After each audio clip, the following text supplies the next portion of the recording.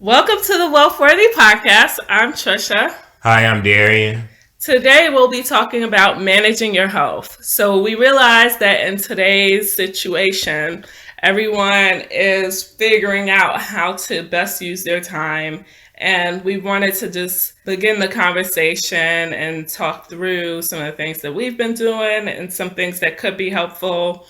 I've seen some ridiculous commentary about things that people could be doing. So I figured what better way than to bring it to this platform and talk through it here. So one of the crazy things that I saw was a psychiatrist saying that you should write in feces little messages around the house. And that is a little extreme on a couple of fronts. Like messages around the house sounds pretty reasonable. You can do that, but I wouldn't necessarily suggest doing it with your feces.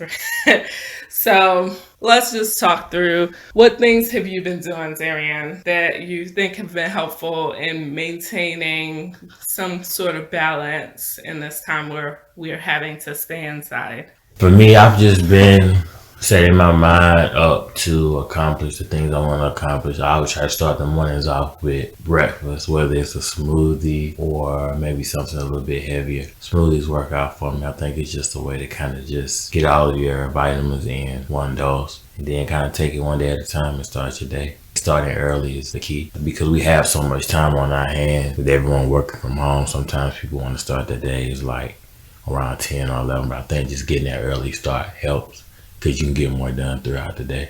It's been tough trying to have a real routine going. I have kept some things in sequence. So I have woken up and done a quick jog or elliptical walk in the mornings, and then I do breakfast, then start to do work from home. But I think even with doing this podcast, like just being inside all the time, all day, changes the way that you even look at doing your routine, which is why it is harder to keep pace with certain things the way you usually do, because you're typically trying to fit things into a specific time frame.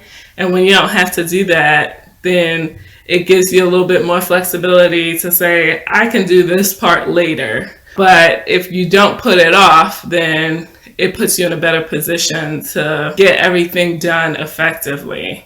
That'll probably be something that I'll look to do myself, just figuring out times where I just need to count down and do it.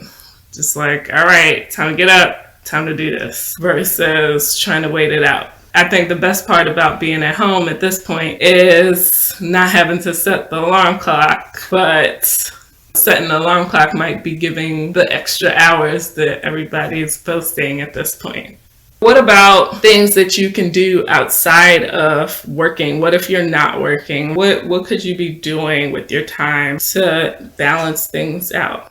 If you're not working, there's a lot of free courses you can take online just to improve your skills. Udemy is a good one. Shaw Academy, I've been using that, taking a couple of classes. And it's just a good way just to learn something new and keep your mind fresh, as well as it keeps you working towards your goal.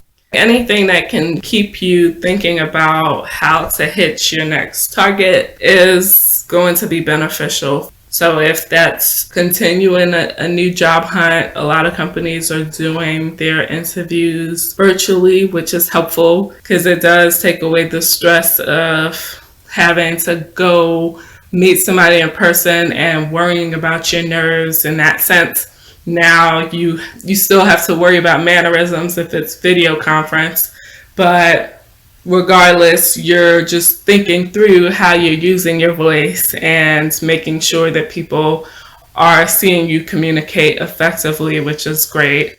The classes are a great idea. for T-Mobile, they've been offering their customers those classes for Shaw on a couple of occasions. That's definitely a good way to continue getting and improving your skills during this time. And it helps to take your mind off of everything that's going on. When we think about just family, friends, and even individually coming into contact with this virus, it's tough to think about the impacts. And if your family is adversely impacted, it is something that's difficult to fare through. But we really do have to find ways to uplift our spirits and maintain some level of normalcy. I feel like this is a new level of normal because it's not anything that we are used to or have seen before, just in terms of being stuck inside and being forced in many ways because of the situation to stay away from people that we would usually be glad to be around. There's a lot in there just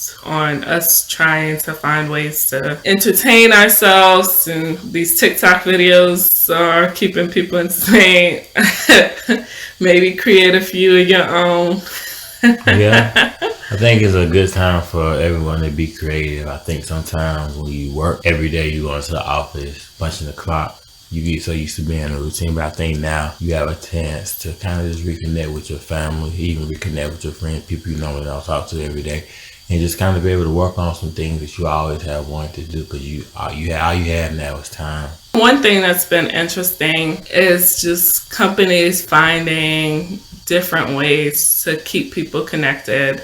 And even on my ends, like one of my colleagues sent me something through the mail, and I was like, oh, this is such a sweet gesture. It changes the level of surprise, because generally you're excited if you get to see somebody in person, or if you're doing something, you could do small things to make an impact, where now it's kind of, because we're spaced out, you have to get more creative. And like even with Hallmark, they were giving out free greeting cards so that you can mail cards to your friends and family, significant others. Things like that are definitely creative in the sense that we as a society are more used to dropping a note through email versus handwriting something to send to friends and family. If you are open to mailing some letters, gifts, food, whatever to your loved ones, then that might be a good option as well. But I think just the danger is feeding so much into what's going on in the news, and if it's impacting you personally, just having so much of that inundated in your day kind of changes the mindset and how you approach your day, which is something that we do have to be mindful of. Just how can we be certain that we're balancing out our days? I agree. I'm not big on watching the news. I feel like it comes with a lot of negativity. So it's just about being able to fix your mindset. And I feel like you should know what's going on, but just letting it consume you. I feel like you just got to be able to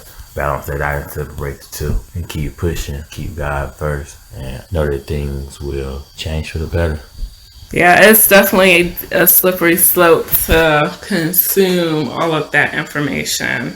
I can't really stress that enough, because even now, every time I tune in, I'm like, oh my goodness, this person now contracted it, or like, oh, this person is now in intensive care. Like it's a lot to deal with and process, and the days of us just having an easy escape by saying we're gonna go on vacation or we're gonna go treat ourselves to a day out, what have you, it's just like that's all changed in a matter of weeks. And so we have to create the new balance that we need in order to thrive throughout this time. I know a lot of concern is always about money. If you aren't earning the same amounts that you were prior to the situation, it makes it difficult to not just focus on, oh my gosh, how am I going to get out of this, or what kind of places can I even turn to, because a lot of businesses aren't doing as well. But the reality, as Darian mentioned, is that you can focus on improving your skills during this time. You can focus on spending the time with your friends and family. If you live with people, you can go and do individual walks and make sure that you're at